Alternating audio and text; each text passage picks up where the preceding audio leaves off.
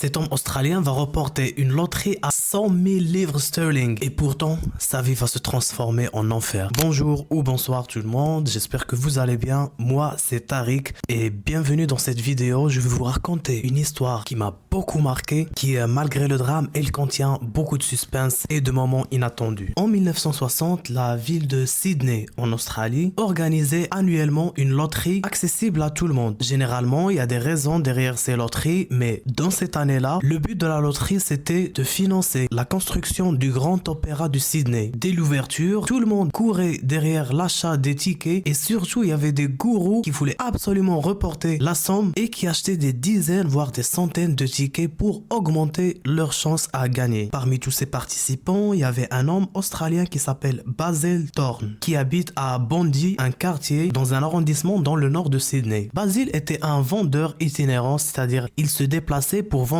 des produits électroménagers, ce genre de trucs. À la base, il n'est pas adepte de ce genre de trucs, mais vu la médiatisation de cette édition, il a décidé de tenter sa chance, mais avec un seul achat d'un seul ticket. Voilà. Le but pour lui, c'est de participer et tenter sa chance, pas plus. Il savait qu'il y a de millions de gens qui participent et qu'il n'avait pas assez de chance, mais bon, en fin de compte, le concept de la loterie reste le même. Le mec, il a participé et il a carrément oublié. Il a continué sa vie tranquillement. Un jour, il reçoit un appel. Oui, allô monsieur, bonjour, je suis bien avec monsieur Basil Thorne. Oui monsieur, que puis-je faire pour vous? Monsieur, vous avez reporté la loterie. Quoi? Mais attends, c'est pas possible. Pam, Basil Thorne reporte la loterie alors que normalement c'est très difficile. Il avait une chance de dingue et il a reporté ce prix-là. Donc en général, sa vie va changer. Normalement, ça va changer vers quelque chose de bien. Mais attends, entre parenthèses, beaucoup de gens qui reportent du jour au lendemain ce genre de prix, ils perdent la tête. Ils commencent à donner des sous à gauche et à droite, à mettre l'argent n'importe où, jusqu'à ce qu'ils se retrouvent du jour au lendemain sans rien du tout. Basil, il était quand même un travailleur et il savait le risque, donc il a décidé de continuer son job à l'inverse de la majorité des gens qui gagnaient et qui quittaient leur job d'un seul coup. Lui quand même, il a essayé d'être plus wise, on va dire, et continuer dans son travail jusqu'à ce qu'il va penser ou mettre une stratégie claire d'investissement, ce genre de truc, pour ne pas se retrouver comme ceux qui perdent la tête à cause de la fortune soudaine. Mais malgré sa sagesse, il va galérer un peu quand même. Même, il va beaucoup galérer. L'inconvénient de cette loterie, c'est que le gagnant, il est affiché de partout. La presse expose littéralement ces gens-là. Il n'y avait même pas ce concept de confidentialité chez eux en ce moment-là. Surtout parce qu'ils vont au point où afficher même l'adresse de la personne. C'était le cas pour Basil Thorne. Donc évidemment, après cet événement, le mec il a commencé à recevoir des appels, des gens qui lui disent qu'ils sont de la famille, à recevoir des appels des associations pour lui demander de faire des dons, des gens qui essayaient de l'arnaquer pour des projets d'investissement. Mais le mec envoyait chier tout le monde. Il disait laissez-moi tranquille. Il voulait réfléchir de son côté tranquillement avec sa femme. Il a besoin de personne. Il veut pour le moment continuer sa vie, aller au boulot, prendre soin de sa petite famille, etc. Basil et sa femme qui s'appelle Freda avaient 3 enfants, 2 filles et un garçon. Le garçon il s'appelle Graham, il a 8 ans. En ce moment-là, il avait l'école un peu loin. C'était son père normalement qui le conduisait jusqu'à l'école. Mais dernièrement, Basil Thorne, il travaille un peu loin de la ville. Donc il reste parfois pendant plusieurs jours loin de chez lui. Mais une dame qui est la mère d'un petit collègue de l'enfant Graham, elle était aussi amie avec Freda et lui a proposé de passer prendre le petit à l'école à 8h du matin parce que c'est dans sa route, ça fait pas de mal. Donc voilà, la famille accepte et Graham il prend l'habitude d'aller à l'école avec cette dame qui s'appelle Phyllis Smith. Par contre, Phyllis Smith passe pas exactement devant la porte de chez Graham. Le petit doit marcher un petit peu, genre 50-100 mètres jusqu'à un croisement à côté d'un supermarché. Comme ça, c'est plus pratique pour la dame que de faire demi-tour pour arriver jusqu'à la porte de la maison de la famille Thorne. Le 7 juillet 1960, Graham, comme d'habitude, sort de chez lui pour aller attendre Madame Phyllis. Un collègue à lui le voit et après il continue sa route. Madame Smith arrive avec son fils, mais il ne trouve pas Graham. Bizarre. Phyllis et son fils se sont dit que peut-être qu'il est malade, on va attendre quand même 5 minutes. Ils attendaient 5 minutes. Après, Graham n'est toujours pas là. Madame Smith s'est dit que peut-être qu'il est malade, il doit pas partir. Et donc, elle part chez la famille Thorne, elle tape sur la porte. La mère Freda ouvre. Madame Smith demande où est-ce qu'il est Graham. Et en ce moment-là, Freda allait tombé de peur. Il a dit qu'il est déjà sorti. Pourquoi vous l'avez pas vu? Et il lui a dit non. Madame Smith et son fils continuent d'aller vers l'école pour essayer, voilà, un peu d'investiguer à l'école. C'est peut-être qu'il y avait quelqu'un d'autre qui a conduit Graham à l'école. C'est ce qu'ils ont fait, mais ils n'ont rien trouvé. Freda, la mère de Graham, informe sur le coup la police. La police prend les choses directement au sérieux parce que en ce moment-là, c'était rare les disparitions des enfants comme ça et arrive sur place pour soutenir et enquêter avec Freda. Début d'après-midi, quand l'un des enquêteurs était encore là avec Freda, cette dernière reçoit un appel. Elle décroche et bam, l'enquêteur réalise rapidement que c'est le kidnappeur de Graham. Donc il a demandé à Freda de lui passer le téléphone. Le kidnappeur prend l'enquêteur pour le père de Graham et il commence à lui demander ce qu'il veut. Il lui a dit: si vous voulez votre fils, vous me devez 25 000 livres sterling. L'enquêteur, il lui dit: quoi? Mais où tu veux que je te trouve ces 25 000? Ça va pas, non? L'enquêteur en ce moment ne savait pas que Graham était le fils du mec qui avait reporté la loterie. C'est pour ça qu'il lui a répondu comme ça. Le kidnappeur répond: tu me prends pour qui là? À 17h, vous devez mettre la somme dans 3 enveloppes différentes et les mettre dans 3 emplacements différents qu'il avait indiqués. Sinon, je vais donner votre fils au requin. Et il coupe. L'enquêteur, en ce moment-là, il informe ses collègues et d'un seul coup, là, l'affaire est propagée partout dans le pays parce que ce genre de kidnapping n'existait littéralement pas en ce moment. Même les gangs en ce moment-là, ils se faisaient pas ça entre eux. C'est pour ça que la presse n'a pas cessé de parler de ça et de transmettre cet événement à tout le monde. Tout le monde a commencé à avoir de la peine pour ce petit gars et ça a suscité une certaine émotion chez tout le peuple dès le début. En ce moment-là, le père était en voyage professionnel. Il court une fois après qu'il s'est rendu compte que son fils a été kidnappé et c'est la police également qui lui a appelé pour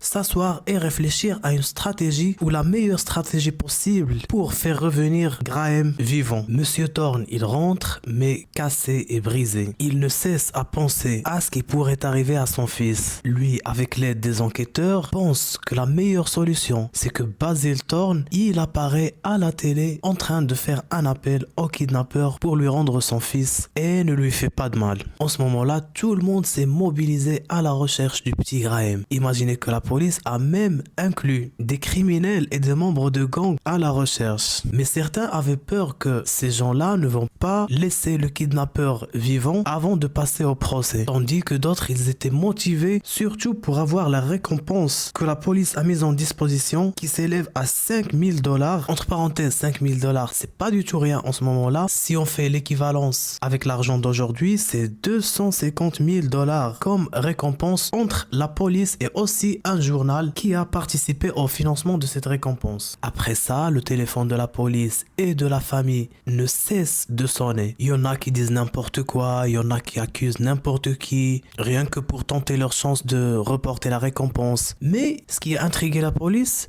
c'est qu'il y a plusieurs appels qui poussent les doigts vers un même type. Par exemple, un voisin de la famille Thorne affirme qu'il a vu un certain type avec une attitude bizarre à 7h du matin le jour de l'enlèvement à côté de l'endroit où Graham a l'habitude de prendre la voiture avec Madame Smith. Et c'était l'affirmation de plusieurs d'autres voisins. Sauf que ce monsieur-là en particulier, il leur a donné un descriptif détaillé du type de mec, mais surtout de sa voiture. Il a dit que le type, il était un peu costaud, avec des sourcils bien foncés et une petite calvitie qui commence. Pour la voiture, il dit que c'était une voiture Ford bleue, Custom Line modèle 1955, modèle 1955. Malgré le fait que les affirmations de ce monsieur étaient si intéressantes, la police ne l'a pas cru d'un premier coup parce que les détails qu'il donne sont très carrés. Lui il répond en disant comme quoi: écoutez, je suis quelqu'un qui est passionné des voitures, je connais toutes les voitures rien que par la vue. Pour enlever le doute, la police a commencé à tester les connaissances de ce monsieur dans tout ce qui est voiture. Ils leur ont donné un bouquin avec des voitures et lui ont demandé le modèle et la marque. Ils lui ont aussi pris dans un tour dans la rue et lui ont demandé les différentes marques des voitures qu'il voyait. Le mec était même pas un passionné, il était un expert. Il reconnaissait toutes les voitures. Donc la police prend les choses au sérieux et note les informations que ce monsieur a données à propos de la voiture et du mec. Donc ils ont commencé les recherches. En ce moment-là, il n'y avait pas d'ordinateur,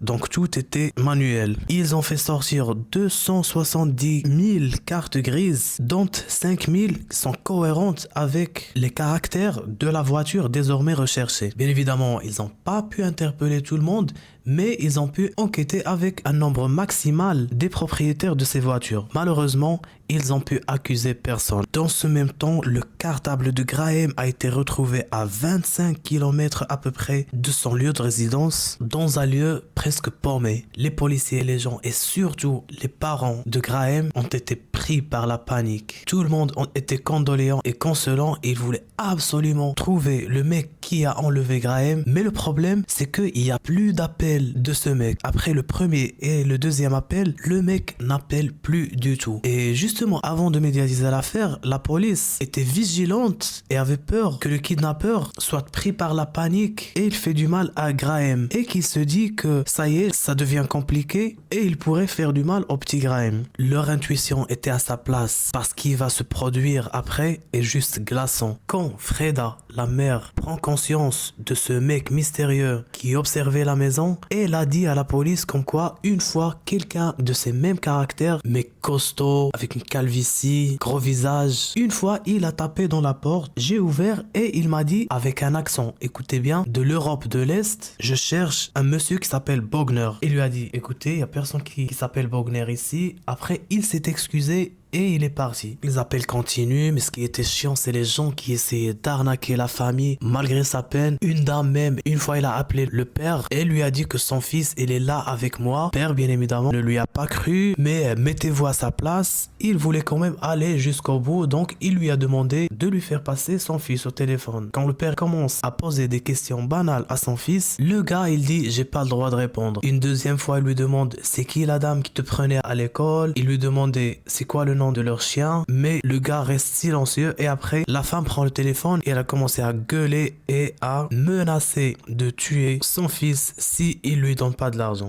De toute façon, trop tard, ce genre d'appels vont cesser parce qu'un jour, le 16 août 1916, des garçons étaient en train de jouer à côté d'une plaine dans une terre un peu déserte qui est paumée là où il y a rien, mais ces garçons l'utilisaient pour jouer au cache-cache ou pour aller découvrir, explorer. Jusqu'à un certain moment, ils trouvent un plaid qui entoure quelque chose. Le truc était suspect, très suspect. Ils ont commencé à approcher et à ouvrir un petit peu jusqu'à ce qu'ils ont vu des pieds. À ce moment-là, tout le monde s'éloigne et ils rentrent chez eux et ils informent leurs parents. Le soir même, quelques parents de ces garçons ont décidé d'aller voir ce qu'il y avait exactement là-bas. Une fois arrivés, ils ouvrent le plaid et bam, c'est Graham, encore avec son uniforme, allongé, sans vie, dans cet endroit. Sans hésiter, ces parents-là appellent la police. L'information se propage comme du feu et tout le monde était en rage. Mais qui aurait pu oser faire ça à un petit enfant? Là, c'était le choc pour monsieur Basil Thorne, qui en fait était sous le choc d'une joie extrême à une détresse extrême. C'est vraiment fou.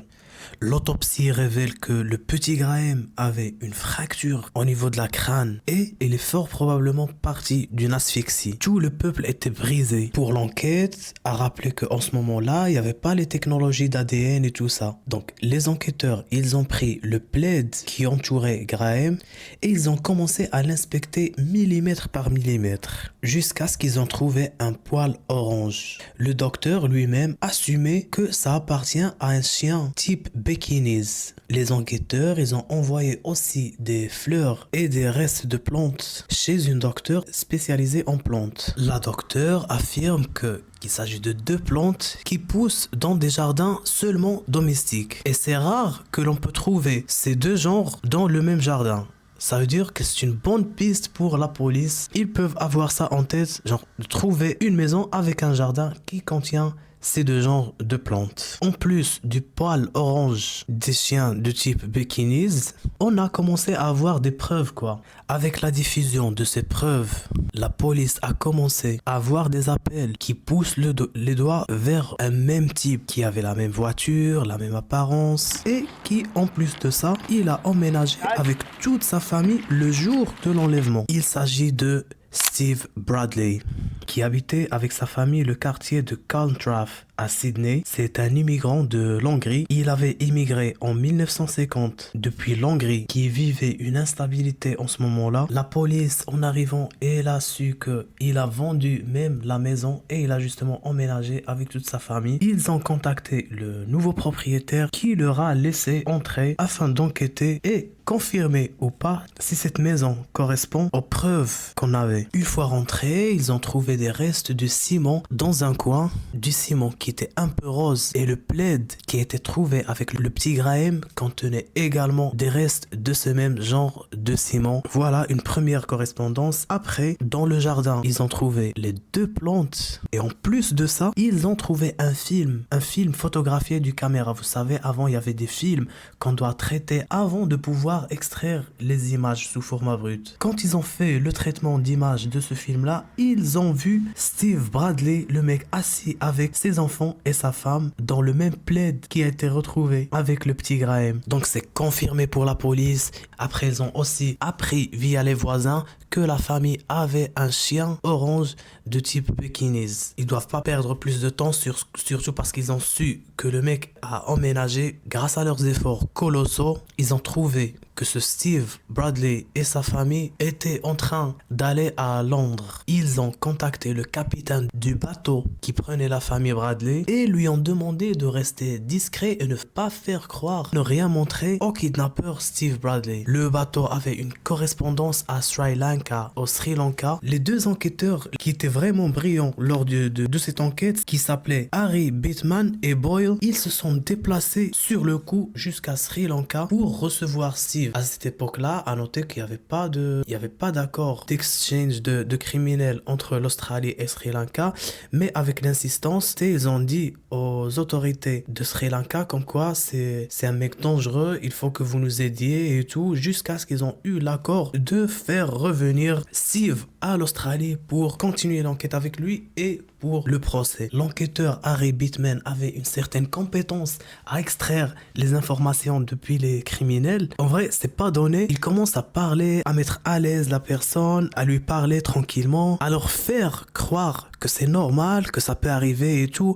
Et après, il leur fait culpabiliser et avouer la vérité. Et ben, c'était le cas avec ce Steve Bradley. Lors du trajet de Sri Lanka jusqu'en Australie, le mec, il a raconté ce qui s'est passé à cet enquêteur Harry Bateman parce qu'il lui a fait confiance. Mais le jour du procès qui a eu lieu le 21 mars 1960, Steve Bradley plaide non coupable. Et là, un moment de choc et de doute règne le tribunal. Magda, bien évidemment, elle est arrivée à Londres avec les enfants. La police a demandé à Magda d'être présente lors du procès et de participer à l'interrogatoire. Donc elle a accepté, elle est retournée en Australie. Toutes les preuves sont contre lui. Malheureusement, on n'a pas eu d'aveu concrète depuis le mec, mais malgré ça, le tribunal, il a accusé Steve Bradley du meurtre du premier degré. Mais ce qui est arrivé, on le sait grâce à Harry Bateman, l'enquêteur. On va y arriver dans quelques instants. Je veux juste vous parler un peu de cet homme-là, Steve Bradley. Steve Bradley était marié dans un premier lieu avec une femme hongroise avec laquelle ils ont déménagé à Sydney, mais celle-là, elle est morte à cause d'une maladie. Après, il s'est mis avec une fille qui vient d'une famille aisée, mais quelques mois plus tard, la fille,